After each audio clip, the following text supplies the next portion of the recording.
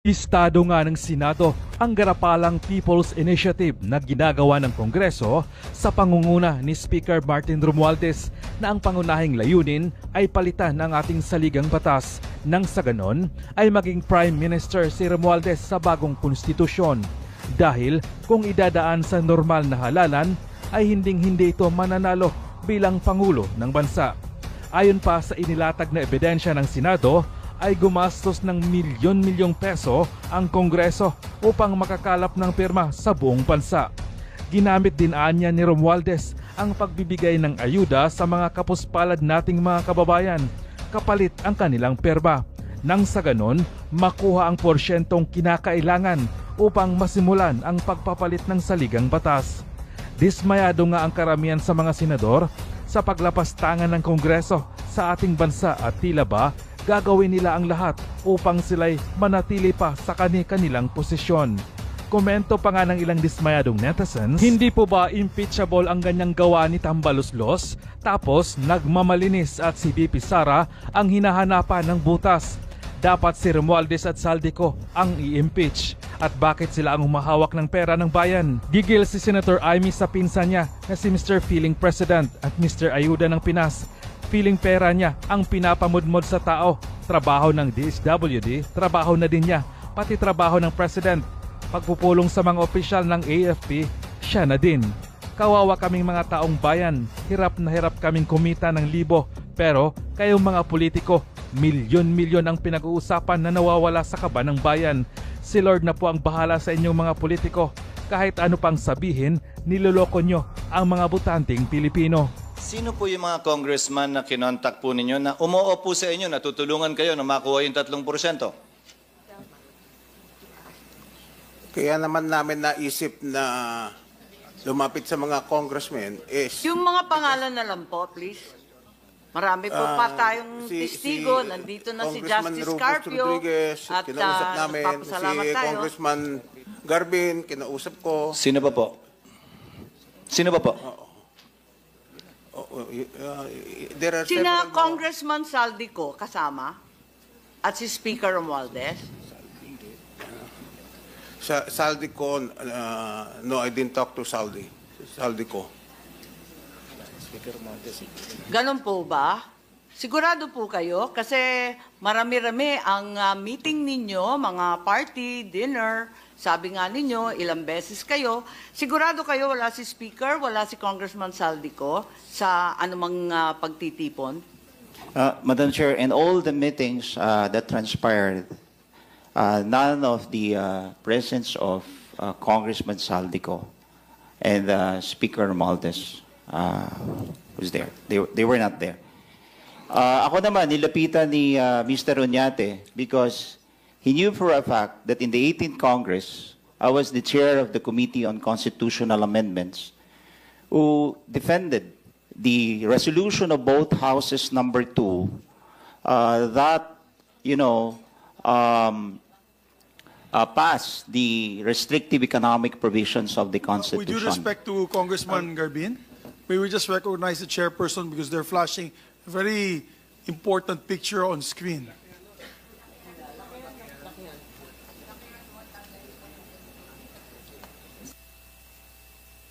I received this photo, and I believe it was one of the meetings that you alleged, Mr. Oñate.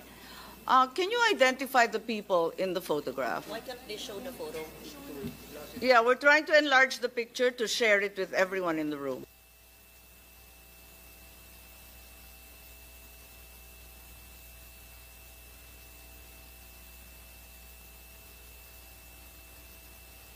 There we go. I think that's as big as we can get it. People's Initiative for Charter Change, staff meeting, January 8. Can you tell us who are in the picture, Mr. Oñate, please? Madam Senator.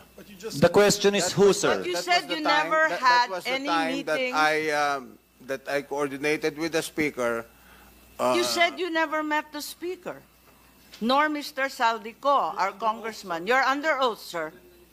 Yes, that was the time that I met with the Sasabi speaker mo lang na hindi naman kayo nagkita eh. Sabi nyo sina Congressman Garbin lang. Yeah, because you know, it slipped my mind. It slipped my mind, Madam Senator.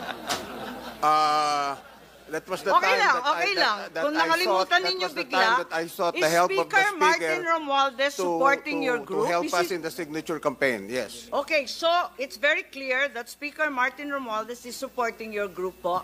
He is all out behind the People's Initiative. Is that correct?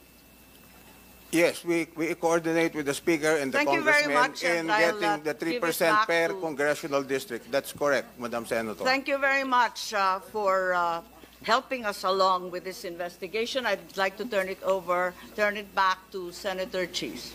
I'll wind up, Madam Chair.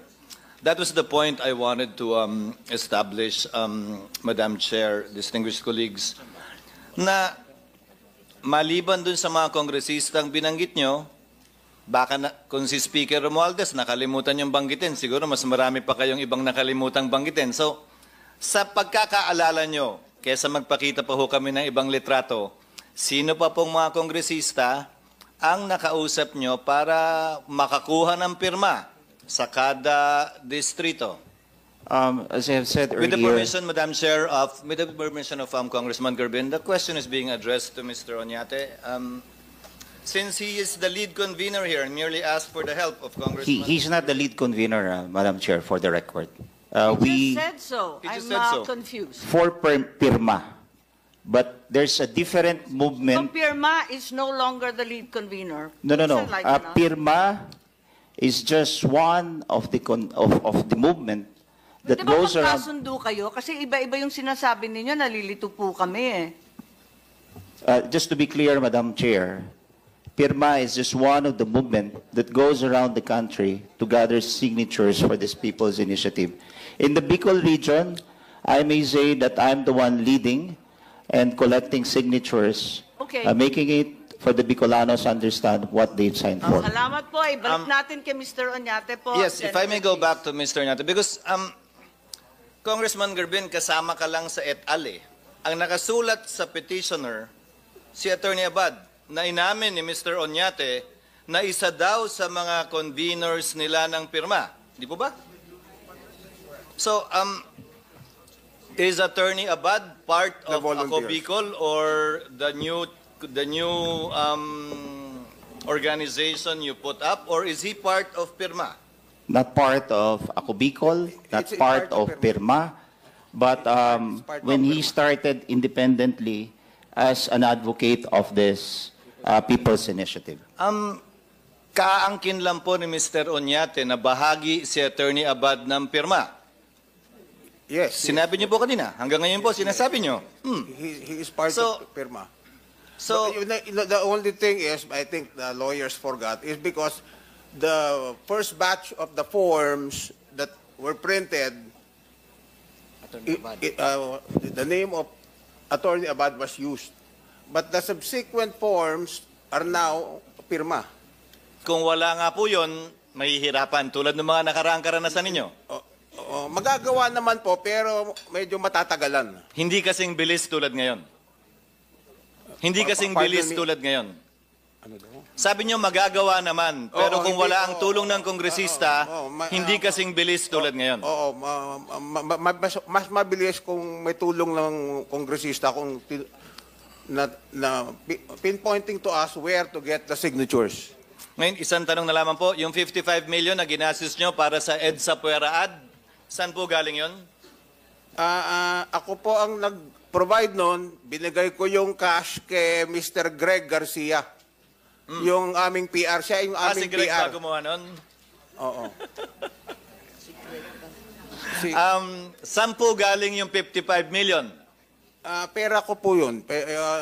Contribution sa akin ng mga kaibigan, mga supporters namin. So mga $1 million po yun, di ba? More or less po. Opo. So personal, magkano po sa 55 million ang pera ninyong personal? Mga kalahati po nun. So mga 26? More or less. Sorry, mali. More or less. 55, mga 27 Sorry, 27.5. polisay lang po ako. Hindi ako math major tulad ni Senator Pimentel. Yung kalahati, saan galing yung bulto? Ano yung pinakamalaking contribution? Yung bulto nga po, ako po ang nagpondo nun. Yung kalahati na nga po. Yung kalahati, maraming mga contributors. Mga tigmo donors. magkano po? May mga nagbigay ng 1 million, may nagbigay ng 500,000, may nagbigay ng 2 million. Pwede niyo po bang banggitin kung sino yung mga nagbigay ng milyon? I don't recall right now. Pero pwede ninyong handa naman yung committee tanggapin pag nabigay ninyo yung record. Can my lawyer be the one to answer that? Who is Because your lawyer, by the way? Is Attorney Abisado, who Abisado. seems to be coaching you here as your counsel or as a resource person? Madam Chair, I really apologize. Please, because Mr. Noel Oñate has difficulty hearing. That's why I keep on repeating what the good Senator Escudero's been asking. Thank you, sir. I just relay, Your Honor, I do not coach. I'm really sorry. So may we know that the million peso contributors, anong gagawin? yung 1 million and above lang po, I have to ask them if I can give their names. Sige, dahil ang problema dyan, di ba may donors tax din dyan, Senator Cheese? yan yung mat major, oh. Oh, di... Nagbayad ba sila ng donors tax? I can compute the amount because that's math. Pero ang tanong legal eh. No, There should be my opinion, Madam Chair. There should be Kindly inquire, sir, if they consent. 6%. And we will also research if we can compel. The reason why perhaps the committee can compel disclosure is because, you know, public interest demands accountability and transparency. Hindi Questions to Mr. Oñate. I'm sorry, Congressman. I think our Sir, rules don't allow resource persons to interpolate po. Okay lang? Okay. But everyone agrees to suspend you. in your case. Thank you, ma'am. Thank you. Mr. Oñate, alam po ninyo yung kahalagahan ng initiative na ito at kakailanganin niyo maraming resources dito. Hindi po biro-biro ito, tama po. Yes, I agree. Yung pagpapapirma lamang po, Mr. Oñate, kakailanganin niyo ang hindi ko kulangin ng 8 milyon para ma-address niyo yung threshold na 12% ng ating total registered voters. Hindi po ba? 12% of our total number of voters is about 8 million. Oo nga po. Ngayon, meron po tayong about 257 legislative districts. Alam po ninyo yun. Kailangan po ninyong masatisfy yung second threshold na 3%. Kaya napilitan kayo, ayaw nyo man siguro, na magpatulong na kayo sa mga representatives ng kani-kanyang distrito. Tama po ba yun? Yes, that's correct. Sapagkat nagiging practical kayo siguro, sapagkat sa inyo lang, siguro kahit na yung et al na ito, ilan po ba kayo? Kahit na siguro 100 kayo, mahihirapan pa rin kayo na pumunta sa iba't ibang dako ng ating kapulungan para magpapirma lang kayo, lalo na kung ipaliliwanag pa ninyo, sapagkat hindi pipirma ang tao kapag hindi nila ganap na naunawaan kung ano ang kanilang pinipirmahan. Yung bahagi ng pagpunta sa kanila, pagpapaliwanag, yun po yung malaking panahon na kakailanganin ninyo. Kaya naisipan ninyong pumunta siguro sa mga miyembro ng House of Representatives. Tama po, Mr. Oñate? Tama po. Pero nakalimutan mo akong puntahan, di ba? Yeah, okay. Kasi hindi ko... O, ngayon, dahil wala akong hindi ko district. po kayo kasi... Ngayon, ganito po. Mr. Oñate, meron po ba kayong nalalaman na batas na pinagbabawal po yung ginawa ninyo na makipag-ugnayan sa mga kongresista? Wala naman po kasi Teka yung po, hindi People's po ako Initiative tapos is enshrined in our Constitution and it is the right of the people to So, wala make that pong, initiative. Yung po ang sabi sa akin ng mga lawyer. so wala pong batas na nagbabawal sa inyo, lalong-lalo na po kung kayo nagpapatulong dahil sa paniwala ninyo, ito ay isang bagay na kinakailangan ninyong gawin. So lumapit po kayo, paniwala ninyo na wala namang batas na nagbabawal nito at hindi po kayo makukulong. Tama po. Tama po. Salamat po, Madam Chair. Thank you for all the leading questions. Maraming salamat sa ating kongresista. Napakagaling na abogado para kay Mr. Oñate. Madam Opo. Chair. Gusto ko lang balikan yung ating retrato na nandito sa harap natin. Galing po ito sa cellphone ninyo, January 8. Tama po ba, Mr. Oñate? Oo, tama. And that's in fact you in the picture, that's correct? You confirm that it's You confirm that this is you in the picture? Yes. And you also confirm that it's Speaker Romualdez in the picture? Yes. And it is Congressman Saldico in the picture? Yes, yeah. Can you read the caption, please? Yung caption sa ilalim po. May nakasulat, Yes, diba? that's true. That's correct. Initiative. Oo. Tama po ba? Tama po. At maliban sa pagkain, klaro na may mga dokumento sa table. Meeting po to, hindi lang party. Anong pinag-usapan? Ang meeting po yan kung paano kami makikipag-coordinate sa mga congressmen. Saan lugar to? Saan ginanap itong parting to? Para lang malaman namin. Sa ano po yan? Sa townhouse sa Forbes, sa Forbes Park. Kanino Malapit sa- nga? Kaninong lugar? Ipaliwanag. Wala namang masama magtipon-tipon sa bahay ng Miss Kishino. Ano ho yan? Dalawang townhouse. Hindi, kanino na, po? Na Kaninong lugar? pinagdikit. Inyo? Bahay mo? Bahay mo po? It's a meeting Attorney place. Abisado, please. It's our meeting place. No, pero sino may-ari? Sino Lu- ang Sino may-ari ng bahay? si Speaker Romualdez po? Bahay ni Speaker Romualdez. Yes. Ganon. So, ang naging Diyan host doon at po kami nagkumbida ay si Speaker Romualdez. Tama po Ako ba? po ang nagkumbida. Dapat Paano po ka magkukumbida? Di mo bahay. Oo nga. Bira naman. Oo nga po. Dapat po yan sa bahay ko. Dahil meron ho akong party house sa Dasma. Walang tao doon. Pero hindi ba maliwanag na kung bahay ni Speaker... Ang sabi ng staff, doon na lang gawin sa bahay ni Speaker. Dalawang bahay ni Speaker eh. Isa sa Okay. McKinley at isa... Hindi ba At isa sa- maliwanag? Ha? Hindi ba maliwanag kung bahay ni Speaker siya nagpatawag ng meeting, di talagang Ako po nakikialam ang- si ako po Speaker ang sa People's ako po Initiative? ang nag-initiate ng meeting. Pero sinabi po na doon na lang gawin sa townhouse ni Speaker. But ako po ang nag-initiate. Ay, Dapat po sa ganon. bahay ko, pero sinabihan ako doon na lang pumunta. Sino nagdala ng papeles? Kasi bahay niya. Ikaw nagdala ng papel? Ang mga lawyer po. Yung mga lawyer. Ang mga lawyer po, dala-dala So, nila bahagi yung mga ka papeles. talaga ng Project PI. Yung Project PI na tinetext sa mga kongresista, pati ako nga na-text kasi luma na yung number ko eh. Bahagi kayo ng Project PI? Yeah. Kasi I sought the help of the Speaker. Inamin ko Yeah, naman po. you've said that before. Natulungan kami Opo. dito sa signature gathering. Right. Okay, kilala ninyo itong sina Attorney Redentor Tuason? I don't know. Suset Sumalinog, Timothy Lagundi. Kilala ninyo itong mga to? Hindi po. Okay. Kasi meron kaming mga screenshot doon sa Project PI na galing sa mga congressman.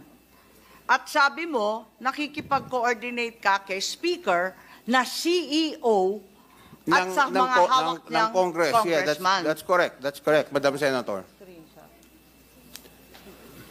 Okay. So, asan yung mga screenshot? Asan yung screenshot?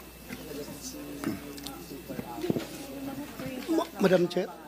Madam Chair. Madam Chair. Yes po. Yes, Senator Bato, please. Ayan yung mga screenshot. Kasi sabi mo, bahagi ka ng Project PI. Nagtatanong lang ako, baka kilala mo itong mga to. Andito yung mga pangalan. Hindi pala ninyo kilala. Hindi Kasi, ko po kilala. anong pagkaintindi mo dyan sa message na yan? Pakibasa lang po.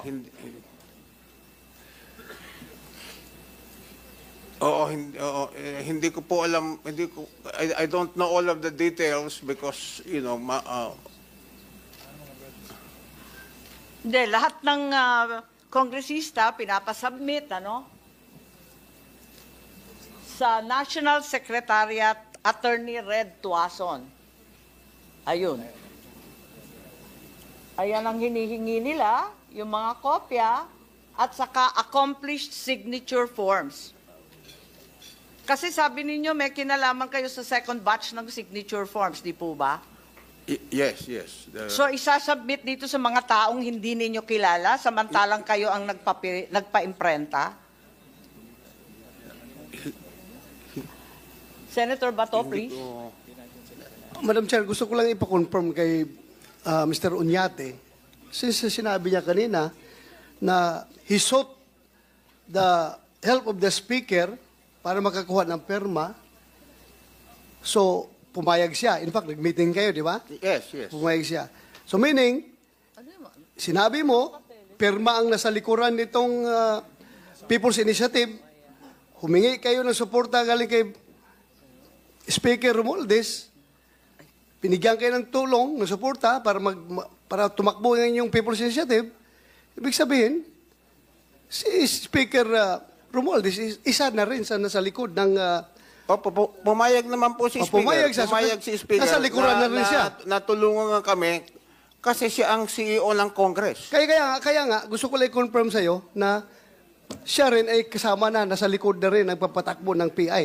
Dahil nga, tumulong siya sa inyo, di ba? Yeah, he is helping us. Thank you for that. Thank you for that answer. Madam Chair. Maraming salamat. So, kinukumpirma mo. Parang naguguluhan ako. Kinukumpirma na politicians initiative tulad ng sinabi ni Senator Bato. Hindi naman po. Tumutulong lang sila. Pero kami ang nasa forefront ng pagpapapirma. Oo. Palagay ko, wala namang masama na tumanggap ng tulong sa mga congressmen. Dahil Senator JB distrito nila yun been raising his... Sige, tama naman. Patulong kayo sa lahat ng tao, lalong-lalo na yung mga CEO ng malalaking kapulungan. Senator JV, please. Thank you, Madam Chair. Curious na ako, pwede tanungin si Mr. Oñate or the conveners of itong BI. Of all that provisions that can be amended under the Constitution, bakit napili ng pirma yung amendahan yung provision on the manner of voting? Di ba? Kasi pagkakaalam ko, na kung meron kayong gustong amendahan sa Constitution, dapat ang tatanungin, either political or economic provisions, pero yung voting provisions or manner of voting, nakalagay doon, voting jointly. Bakit po yun? Gusto ko lang pong maliwanagan. As one of the petitioner, Mr. Chair, Senator Ejercito, we specifically propose amendment to the manner of voting because this is the consistent roadblock that prevents the Republic of the Philippines, the Senate and the House, to propose amendment to the Constitution. When I was the chair of the Committee on Constitutional Amendments, we passed the RBH 2. Pinasa namin sa House of Representatives, 19th Congress. We transmitted the RBH 2 to the Senate. Di ba kung People's Initiative, pwede naman diretso sa economic provisions? Tama po, and that's why let me... economic na kagad. Yes po. Bakit hindi economic ang You tinatanong cannot ninyo sa put tao? one subject in a petition.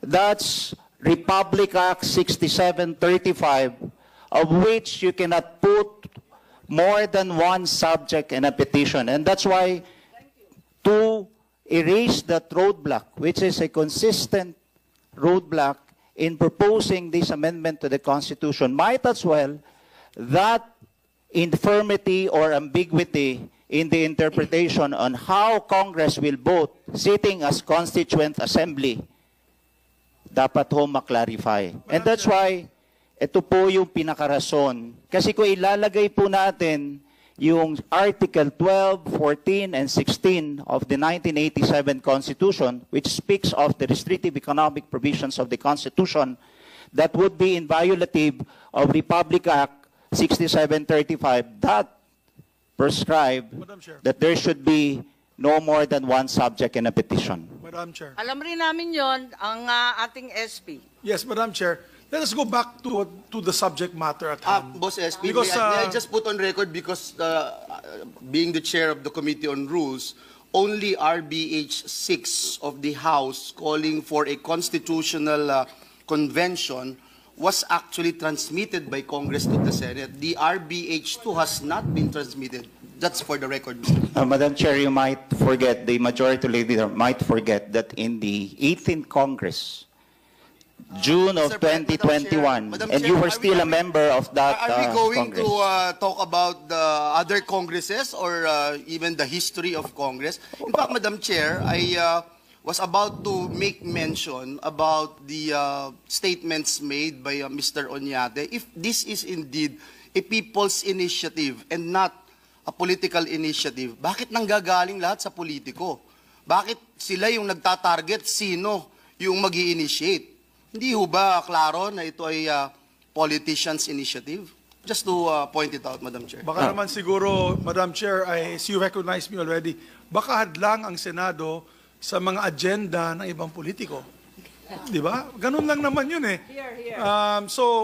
With due respect, Madam Chair, the point of order I see is that let's go back to the germane, what's germane to this topic, which is the signature buying, manipulation being done. Thank you is very it much. through people's initiative or politicians' initiative? Let's go back to that. We will have our hearings on this issue on charter change where we can Yeah. invite our distinguished friends, former congressmen and congressmen to those hearings, together with the justices, together with ex-justices, deans, and constitutionalists to debate on that issue. But at this point in time, let's go back to the main point of this hearing, which is we're trying to look for shenanigans in the part of getting and collecting these signatures.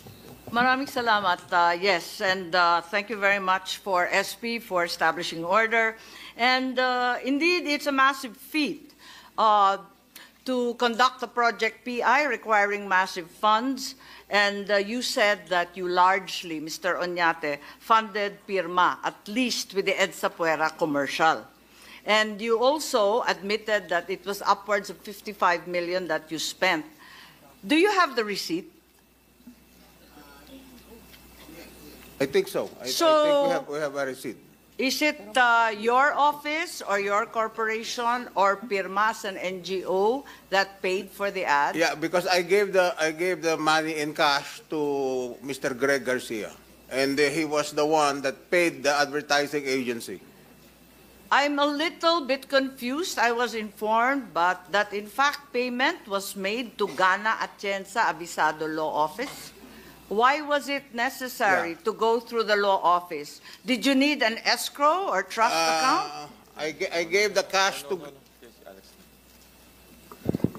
If I may, Mr. Madam Chair. Oñate, can we allow I gave Mr. the Oñate to cash finish his sentence? I gave the cash to Greg Garcia, who is our PR, and I think Mr. Greg Garcia was the one that paid the ad agency. I don't know whether it was coursed to somebody else, but So in fact, it I was just need the cash, money there to was Greg- no to Greg receipt, Garcia. there was no BIR, no donor's tax, no documentation, it was cold, hard cash, is that correct?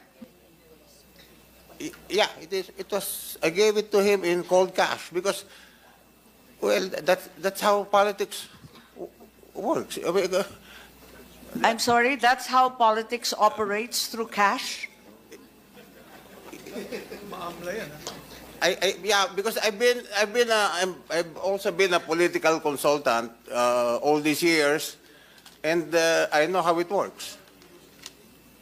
55 kilos of cash, sir. Hindi, ang sabi kasi binayaran through the law office. Nagugulan ako because you said you handed over 55 million in cash to Mr. Greg Garcia, isang bulto. Paano pumasok yung ating mga abogado? Madam Chair, if I may. Yes, To Attorney Abisado. explain our role in the TV ad. What happened was this was very early start of the year, And when Mr. Noel Oñate engaged the firm of Mr. Greg Garcia for the creative agency, Mr. Teka, Garcia... naguguluhan ako. At in the beginning of this year? Yes po. Nag-umpisa to, December pa eh. Yes po, on the creative aspect po, last year pa. And then, payment should be made for the TV stations ASAP. But since PIRMA could not comply, marami ho kasing documentary requirements. So what we did, kami na as the law office, since we can comply with all the documentary requirements ng pag-post nitong TV ads, kami na po ang nag-submit. But yung payment, yung payment ho, when we were sent the bill, we gave it to Mr. Oñate and sabi namin, sir, ito na ho yung billing ng ad agency. Kayo na ho bahala magbayad. That's what happened po. Asan ang resibo? Kanino ginawa yung resibo? Kay Mr. Oñate, sa PIRMA, o sa Abisado Law Office? Ma'am, wala pa pong OR pero meron ho yatang invoice. Tama? May invoice ho kami to the law office kasi kami nung lumalabas na advertiser having complied with all the documentary requirements. So, ibibigay ninyo sa amin yung OR, walang resibo, at sekreto sa BIR kasi wala rin donor's tax? Yes. Ma'am, wala pa po kaming OR but we have a billing invoice that we can submit. Sige, titignan namin. So, ano nangyari dun sa cash? Akala ko, ang nagkaliwaan, yung cash ni Mr. Oñate dun kay Mr. Garcia. Paano pumasok yung law office? Di ko pa rin maintindihan eh. Kami lang po nag-represent kay Mr. Oñate in the bakit kailangan ng application. representation? May dala-dalang bultong cash. That's a separate matter po. Ha? Mas marami pa kesa sa 55 million? Di ma'am, when we told Madam Chair, Mr. Oñate, sir, ito ho yung bill. Kayo na humbala magbayad. Then he said, sige, ako nang bahala. And then yung invoice ho, sa amin ho pinadala. And we will comply. We will submit the invoice sent to our office pero wala pa pong official receipt. And the amount that Mr. Oñate paid, kasama na po lahat yon, both the creative aspect of the ad and the TV placements for the 3 TV stations, TV5, ABS-CBN, and GMA7. Yun po. Thank you. Pero ikaw ang nagsabi, baka pwede mong sabihin kung sino yung ibang donor. Pagkat ikaw yung nagpa-interview at sinabi nyo, ambag-ambag, tulong-tulong, Attorney Abisado, di ba sinabi mo yon? Na puro donations sa iba't ibang volunteer. Yes, ma'am. I remember I told that. Yun din ho yung representation sa amin ni Mr. Oñate. And that is consistent with what he said earlier, that he paid the bulk of the TV ads, sarili niya pong pera. And the others, meron din ho yatang ambag-ambag. Abogado ba kayo ng PIRMA o member, lead convener din? Ma'am, hindi po. We are lawyers of Mr. Oñate. He has been our client many years before. And in fact, he is related by affinity to our managing partner, Attorney Aris Gana. Magkamag-anak po sila. So that explains the connection between our firm and Mr. Oñate. What explains the connection of your firm to Speaker Romualdez? Andito po, ang liwaliwanag ng Congress dito sa posting na ikaw ay isang consultant ng Office of the Speaker. Itong retratong to, nasa labas ng Speaker's office. Ma'am, Madam Chair, hindi po ako consultant. You can check all the records. I'm not a consultant. But I don't deny, I know the Speaker. He is a fraternity brother of the fraternity brother in the Upsilon. And kami po, we go a long way. But ang client po namin dito, hindi po si Speaker, kundi si Mr. Noel Oñate. That picture, hindi ho ako, that was one of those times na sumama ho kami, pumunta lang ho doon sa Congress. Kasama ho kasi yung isang associate ho namin na nandito. Pero ma'am... So mali si Congressman JJ kasi anong liwanag consultant to the Office of the Speaker. Yes po. With all due respect to the good congressman, hindi po ako consultant ni Speaker and the record will bear me out. Di ba naging abogado ka rin ng Tingog? Ni-refer po ako ni Speaker kay sa mga kamag-anak kay Mayor Alfred Romualdez, who's been my client, and if you will admit, I am very proud of being one of your lawyers, Madam Chair. Kaya nga alam ko na, ang pagkaalam ko, consultant ka eh. Kaya nagtataka Hindi ko po. bakit How I hindi wish mo I was a consultant. Dagdag rin po yun, pero hindi po ako consultant. Thank you, Madam would Chair. like to... On that topic lang, yes po. bakit po nahirapan ang pirma for the documentary requirements? In 1990, organization pa po ang pirma eh. So what's wrong with their documents? Very good question, Senator Pimentel. Hindi ho kasi updated yung payments. In fact, to be honest, i-updated yung records nila. In fact, ngayon ho kami palang nag-update ng records kasi ho, yung mga stalwarts ng pirma, sina Mr. Pedrosa and the other kasama ni Mr. Oñate, wala na po ngayon. So, nag-aayos pa ho kami. And since kailangan ho namin mag-comply, kami na lang ho nag-step in. So kung ang TV stations ay pinagdududahan o hindi qualified ang papers ng pirma, baka pagdating na nito sa COMELEC, even yung juridical existence ng pirma, in doubt na rin po kasi even TV stations will not air an ad because of the questionable papers of pirma.